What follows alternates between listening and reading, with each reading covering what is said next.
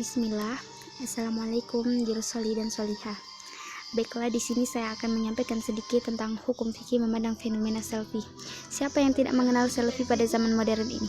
Jika dahulu berfoto hanya sebagai kebutuhan sekunder, maka kini telah menjadi gaya hidup dalam kegiatan sehari-hari. Bahkan, dalam melaksanakan setiap aktivitas, tidak dapat lepas dari kegiatan selfie hanya untuk mengabdikan suatu momen. Jika dahulu orang mengambil foto ketika mendapati suatu momen yang bagus dan hanya dijadikan hiasan rumah, sekarang dapat melibatkan si pelaku atau digunakan untuk potret diri dengan fasilitas internet, selfie, atau potret diri. Dengan mudahnya menghiasi lini masa atau halaman media sosial.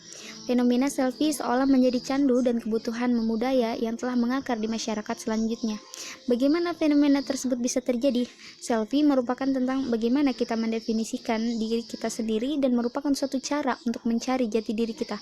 Faktor lainnya karena didukung oleh derasnya kemajuan teknologi yang semakin canggih, yang menyajikan perangkat dan modifikasi foto dengan kualitas yang lebih baik. Media sosial merupakan faktor yang sangat memengaruhi hal tersebut dengan mengambil foto dan membaginya dengan ribuan orang secara online kapan saja dan di mana saja, dan berdampak pada penilaian orang lain terhadap kita. Hal itulah yang membuat pelaku sosial media ketagihan dengan selfie. Akan tetapi kebanyakan dari mereka menyalahgunakan hal tersebut untuk sekedar mencari perhatian, membuat sensasi, mendongkrak popularitas, ria, hingga pamer. Dan apabila kita tidak berhati-hati ketika berselfie, hal tersebut dapat mencelakai kita. Bahkan tak jarang kita selfie berujung pada kematian. Fenomena selfie semakin marak dan seolah seperti fenomena global, sebuah fenomena untuk sekedar pencitraan terhadap diri sendiri kepada seluruh penjuru dunia. Citra yang ditampilkan bukan cerminan asli dirinya sendiri, seakan hanya ingin diekspresikan kepada orang lain yang melihat kita. Peminat selfie tidak dikelilingi remaja saja, akan tetapi tak terbatas, baik dari ras, agama, usia, maupun kondisi ekonomi masyarakat.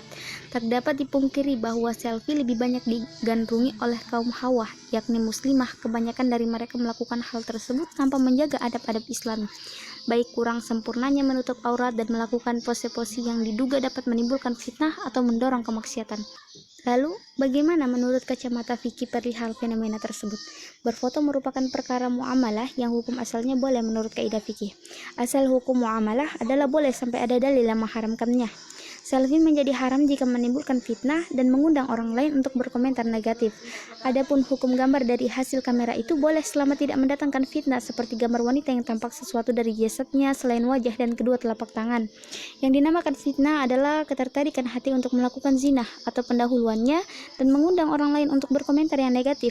Jadi, hukum selfie adalah boleh apabila yakin atau ada dugaan kuat bahwa hal tersebut tidak akan menimbulkan fitnah. Fitnah di sini yang dikehendaki berarti suatu hal yang dapat mendorong kemaksiatan atau ketertarikan hati untuk mendekati zina, bahkan melakukannya, dan mengundang orang lain berkomentar senonoh yang tidak sesuai syariat Islam. Adapun haram tidaknya selfie tergantung dari niat dan tujuan si muhalaf atau pelaku.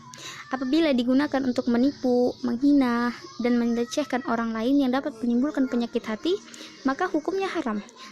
Seiring berkembangnya teknologi dan tuntunan zaman, kebutuhan foto sangatlah tinggi, seperti dalam foto surat kabar, sarana berbisnis, dokumentasi instansi pendidikan, bahan investigasi pihak kepolisian, urgensi, pencatatan sipil warga negara, serta hal-hal penting lainnya, semua mutlak membutuhkan foto.